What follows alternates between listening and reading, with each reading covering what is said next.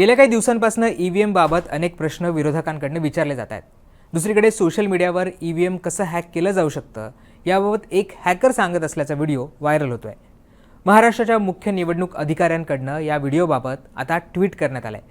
हा व्हिडिओ अनेकांकडून सोशल मीडियावर शेअर करण्यात आलाय, ज्यात काही राजकीय पक्षांच्या नेत्यांचा देखील समावेश आहे। हा व्हिडिओ इंडिया टुडेच्या स्टिंग ऑपरेशनचा भाग आहे। यात इंडिया टुडेचे रिपोर्टर्स हे मवियाच्या खासदाराचे स्वीय सहाय्यक म्हणून दाखवण्यात आलेत। खासदाराने इंडिया टुडेशी संपर्क केला होता। खासदाराला एका व्यक्तीने 54 करोड रुपयांच्या बदल्यात ईव्हीएम हॅक करून देतो असं म्हटलं होतं।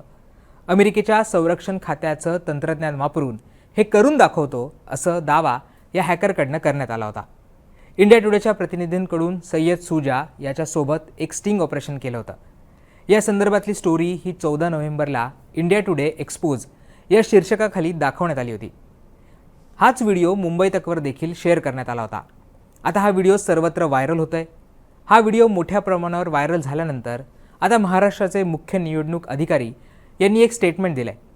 ईव्हीएम बाबत केलेले दावे खोटे असल्याचं या स्टेटमेंटमध्ये म्हणण्यात आलेलं आहे। या स्टेटमेंटमध्ये नेमकं काय म्हटलंय ते आपण समजावून घेऊयात। एका सोशल मीडिया युजरने शेअर केलेल्या व्हिडिओमध्ये फ्रिक्वेन्सी आयसोलेट करून महाराष्ट्रातील निवडणुकीत ईव्हीएम हॅक करण्याबाबत केलेले दावे हे खोटे आणि निराधार आहेत। मुख्य निवडणूक अधिकाऱ्यांकडून तक्रार प्राप्त झाल्यानंतर मुंबई सायबर पोलिसांनी या व्हिडिओमधील व्यक्तीवर 30 नोव्हेंबरला गुन्हा दाखल केलाय।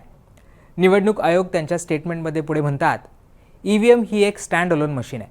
तिला कुठल्याही नेटवर्कशी किंवा वायफाय ब्लूटूथने जोडता येत नाही। त्यामुळे ईव्हीएममध्ये छेडछाडचा प्रश्नच उद्भवत नाही। सर्वोच्च न्यायालयाने देखील अनेकदा ईव्हीएमवर विश्वास व्यक्त केलाय। निवडणूक आयोगाने ईव्हीएमबाबत असणाऱ्या शंकांचा खुलासा त्यांच्या वेबसाईटवर केलाय। अशाच एका प्रसंगात या व्यक्तीवर इलेक्शन कमिशनच्या सांगण्यावरनं 2019 मध्ये दिल्लीमध्ये गुन्हा दाखल केलाय। ही व्यक्ती दुसऱ्या देशात लपून बसली आहे। इंडिया टुडेने केलेल्या या स्टिंग ऑपरेशनचा व्हिडिओ मोठ्या प्रमाणावर व्हायरल झाला। सोशल मीडियावरील अनेक युजर्सकडनं हा व्हिडिओ शेअर करण्यात आलाय। त्याचबरोबर अनेक नेत्यांकडून देखील हा व्हिडिओ शेअर करण्यात आलाय।